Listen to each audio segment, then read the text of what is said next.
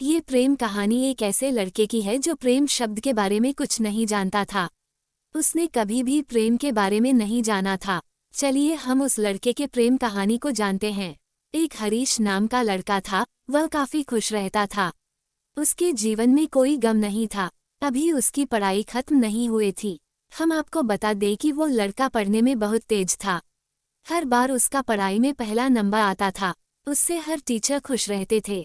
जब वो अगली कक्षा में गया तो उसके कक्षा में एक नई लड़की का दाखिला हुआ।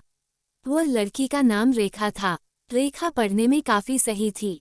हरीश मन का काफी साफ था। वह हमेशा लड़कियों से तो बात करता था लेकिन कभी बुरी नजर नहीं डालता था।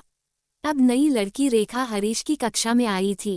पहले तो इन दोनों में कोई बात नहीं होती थी, लेकिन वह कहते हैं न कि नियति जो चाहे वह कर सकती है। कुछ समय बाद ही पढ़ाई से जुड़ी काम के लिए बातें शुरू होने लगी। पहले तो काफी कम बातें होती थी लेकिन उन दोनों को एक दूसरे से बात करने में काफी मजा आता था। वो अब बहुत सी बातें करने लगे। वो दोनों साथ में आते थे और साथ में घर जाते थे। एक दूसरे का टिफिन खाते थे और पूरा दिन साथ रहते थे। उनको देखकर ऐसा लगता था जैसे वो दोनों एक दूसरे के लिए बने हैं। उन्हें अब धीरे धीरे प्रेम भी होने लगा लेकिन उन्हें इसका पता नहीं चला। रेखा तो बहुत जल्द समझ गई कि उसे प्रेम हो गया है। वो हरीश के साथ रहने के लिए तैयार हो गई, लेकिन हरीश को कुछ भी नहीं पता था। वो बस इसको दोस्ती ही समझता था। समय निकलता गया। अब पढ़ाई खत्म होने को थी। रेखा सोचती थी कि हरीश अपने तरफ से बोले, लेकिन हरीश अभी तक कुछ नहीं समझ सका था। आखिर रेखा ने ही यह बात उसके दोस्तों से कही।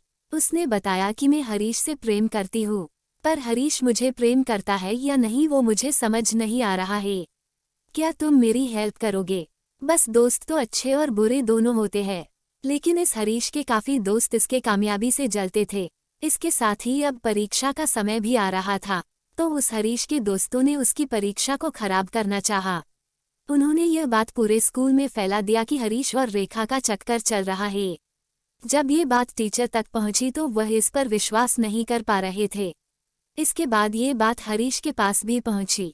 अब जब भी वह स्कूल आता था तो उसको काफी बेइज्जती का सामना करना पड़ता था। इसके कारण उसने रेखा से बात करना भी छोड़ दिया और परेशान भी होने लगा। उसने जैसे तैसे परीक्षा को खत्म किया और उसके बाद वह अपने नई जिंदगी की शुरुआत की। भले ही उसके परीक्षा में कम अंक आए थे लेकिन आज वह बहुत खुश है, क्योंकि पढ़ाई खत्म होने के बाद उसने बड़ी मेहनत की और एक बड़ा अफसर बना और अब रेखा से शादी कर ली। हरीश को भी रेखा से प्रेम था लेकिन वो एक अच्छे समय के इंतजार में था। अब वो दोनों अच्छी लाइफ जी रहे हैं।